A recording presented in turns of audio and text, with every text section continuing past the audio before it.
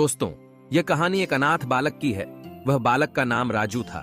राजू अपने जीवन में कितनी तकलीफ उठाता है और कितने दुख झेलता है, फिर भी वह हिम्मत नहीं हारता। दोस्तों, उम्मीद है इस कहानी से आपको कुछ प्रेरणा मिलेगी। सिर्फ 10 साल की उम्र में ही कुदरती दुर्घटना में राजू के माता पिता का देहांत हो जाता है। वह अपने चाचा के साथ रहने लगता है। उसके चाचा चाची राजू को बहुत दुख देते थे और बहुत काम करवाते थे। इतनी मेहनत करवाकर भी एक वक्त भी भरपेट खाना नहीं देते थे। उसकी इस दुखी परिस्थिति को देख पड़ोस में रहते तिवारी चाचा को राजू के ऊपर बहुत तरस आता था। एक दिन उसने राजू से एकांत में कहा, अरे राजू, मैं रोज देखता हूं तुम कितनी मेहनत करते हो, फिर भी तुम्हारे चाचा चाची तुमको भरपेट खाना भी नहीं देते।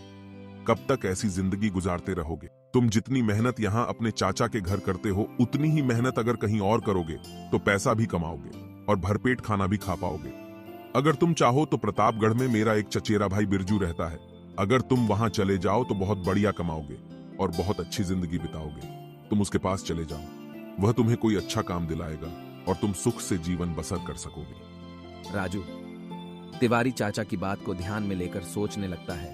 थोड़ा सोचने के बाद राजू प्रतापगढ़ जाने के लिए तैयार हो जाता है। प्रतापगढ़ जाकर राजू तिवारी चाचा के चचेरे भाई बिरजू से मिला।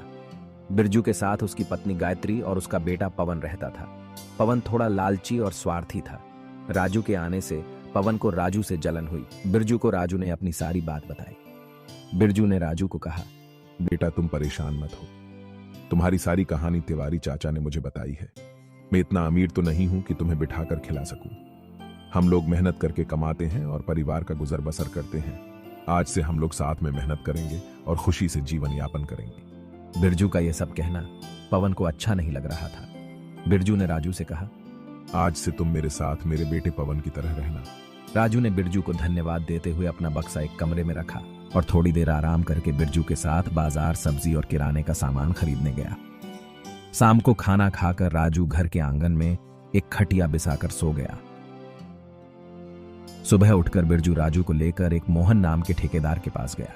ठेकेदार ने राजू को देखकर ही काम पे रख लिया। दोस्तों, ये कहानी से हमको ये सीख मिली कि अगर जीवन में दुख है तो दुख दूर करने का रास्ता भी है। समय आने पर वो रास्ता मिल जाता है, लेकिन रास्ता खोजने के लिए थोड़ी मेहनत करनी पड़ती है। ये कहानी का पहला भाग है। दूसरा भाग बहुत जल्दी अपलोड होगा। दोस्तों, अगर आपको ये कहानी पसंद आई हो तो प्लीज वीडियो को शेयर और चैनल को सब्सक्राइब करना न भूले। आपको धन्यवाद।